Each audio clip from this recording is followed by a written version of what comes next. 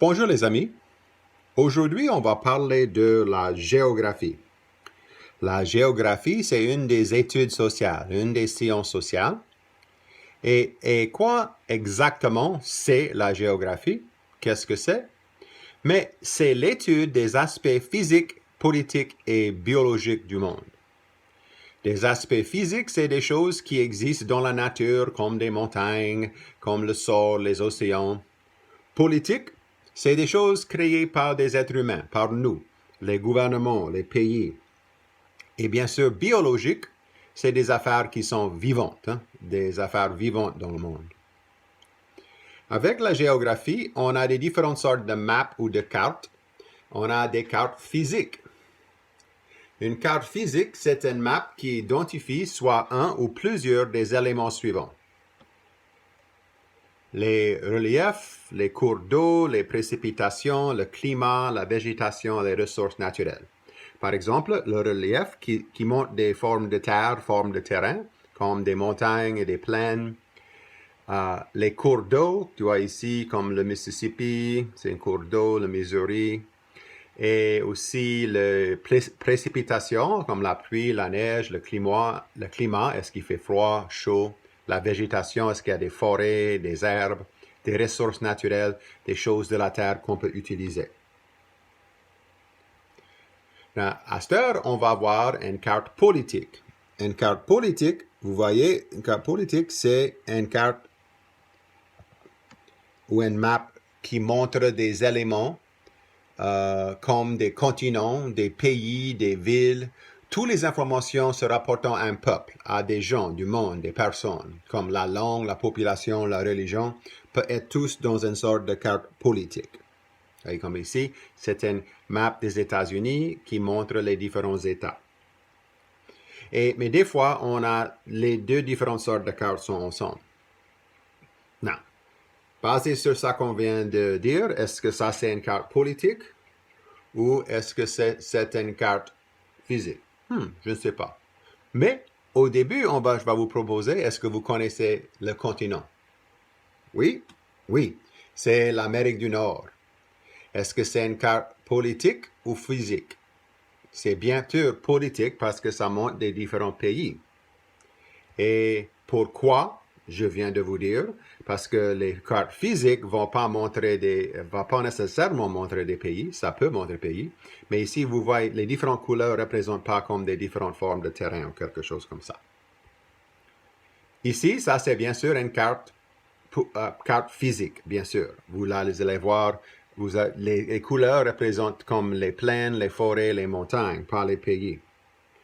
Est-ce que vous connaissez tous les continents ici? C'est une bonne pratique, on peut mettre comme des lettres sur les différents continents, comme AF, on peut mettre sur Afrique, Amérique du Nord, Amérique du Sud, ouais. Antarctique, ouais, c'est là, Australie, ici, Europe, là, ouais.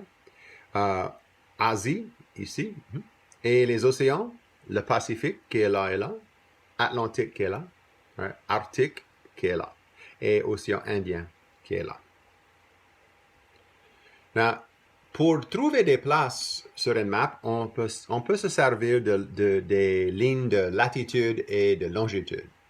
La latitude est représentée par des lignes qui vont de l'est à l'ouest et mesurent la distance au nord et au sud de l'équateur. L'équateur, c'est directement au milieu de la Terre. Ça sépare l'hémisphère du nord et l'hémisphère du sud. Les longitudes sont représentées par les lignes qui vont du nord au sud et mesurent la distance à l'est et à l'ouest du méridien d'origine, ça qu'on appelle le Greenwich ou le premier méridien. Donc, les latitudes sont aussi connues comme, on appelle ça des parallèles, les longitudes des méridiens. Par exemple, encore, l'équateur, qui est au milieu là, ici, cette ligne-là, ça c'est la ligne qu'on appelle le Greenwich, l'est ou le méridien d'origine. Ici, ça c'est tous des longitudes à l'ouest, ici à l'est. OK? C'est bon. Et bien sûr, quoi c'est un pays? Un pays, c'est une nation, un État indépendant. Par exemple, les États-Unis, c'est un pays, c'est une nation, c'est un État indépendant. La Louisiane, par exemple, c'est un État, mais ce n'est pas indépendant. C'est partie d'une plus grande association des États, ça qu'on appelle les États-Unis, une nation ou un pays. Une frontière, c'est une ligne imaginaire qui sépare deux territoires, en particulier deux pays, mais ça peut séparer deux autres choses aussi. Par exemple, ici, la France est séparée de Luxembourg et Allemagne. Une légende est un encart explicitant